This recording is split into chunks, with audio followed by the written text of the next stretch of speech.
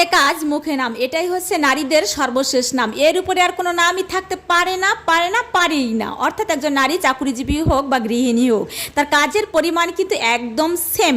তুমি কিন্তু উপবাস থাকলেও নারী, তোমার কোনো নিস্তার নেই। কাজ থেকে তুমি মুক্তি পাবা না, তোমাকে কাজ করেই থাকতে হবে, বাঁচতে হবে। তো হ্যালো এভরিওয়ান, ওয়েলকাম করছি আমার আর একটা ভিডিওতে। আশা করি তোমরা অনেক অনেক অনেক বেশি ভালো আছো, আমিও ভালো আছি। দেখতে পাচ্ছ রান্না করতে চলে এসেছি। এই দিন আমি উপবাস ছিলাম, তারপর রান্নায় চলে আসছি। একটা আপু আমাকে কমেন্টে জানিয়েছিল, আপু উপবাস থেকে তোমরা কোন কোন ধরনের খাবার খেতে পারো আমাকে কিন্তু জানিও। তো সেটাই নিয়ে আজকে ডিটেলসে আলোচনা করব। তোমরা আমার ভিডিওর সাথে থাকো, আশা করি তোমাদের অনেক অনেক অনেক বেশি ভালো লাগবে। বলে রাখি, যারা আমার ভিডিওটিকে অনেক বেশি পছন্দ করবেন তারা আমার ভিডিওর সাথে বন্ধুত্ব করে নেবেন, একটা লাইক আর কমেন্ট দিতে কিন্তু ভুলবেন না। আমি গোল গোল করে বেগুন কেটে নিয়েছি, এরপর ধুয়ে মুছে ভালো করে পরিষ্কার করে লবণ হলুদ মাখিয়ে ভাজতে চলে যাব চুলায়। তাহলে চলো, আমার আজকের ভিডিওর মূল উদ্দেশ্যটা কি ছিল। তো আমরা নারীরা উপবাস থাকি বা রোজা রাখি, আমাদের কিন্তু কাজ না করে এক মিনিটও আমাদের বসে থাকার কোনো উপায় নাই। হয় শাশুড়ির মুখ কালো হবে, নয় স্বামী রেগে যাবে, না হয় সন্তান না খেয়ে থাকবে। তাই আমাদের কাজ করতেই হবে। আমি উপবাস ছিলাম, আমার শুয়ে বসে এক মিনিটও কাটাতে পারিনি। অনেক অনেক কাজ করেছি, তার অল্প একটু অংশ আজকের ভিডিওতে দেখাচ্ছি। উঠে যে যে কাজ থাকে সাধারণত সেগুলো তো করাই হয়েছে, তারপরে তো রান্না করতে চলে এসেছি। আজকের রান্নায় ছিল একটা তরকারি, একটা ভাজি আর ছিল দুধ।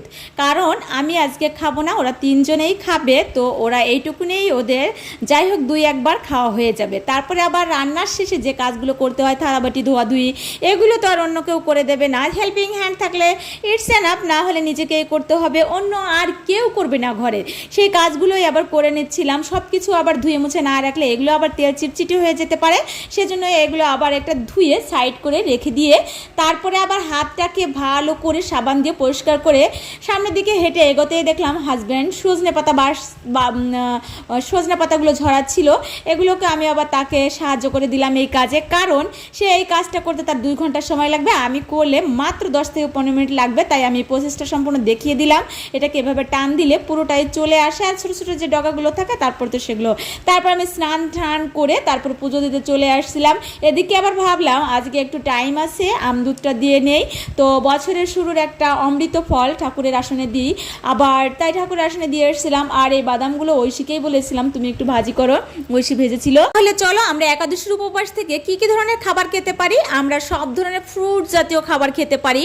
আমরা এখানে পিনাট খেতে পারি, অর্থাৎ বাদাম জাতীয় যত খাবার আছে বাদাম খেতে পারি।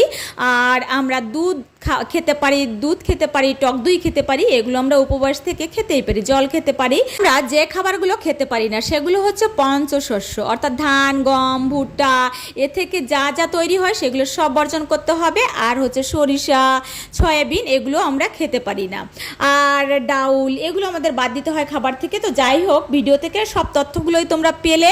আশা করি তোমাদের অনেক অনেক অনেক বেশি ভালো লেগেছে। ভিডিও ভালো লাগলে প্রত্যেকেই আমার ভিডিওর সাথে থাকবে। আর কে কোন অবধি পর্যন্ত ভিডিও দেখলে অবশ্যই একটা কমেন্ট করতে কিন্তু ভুলবে না।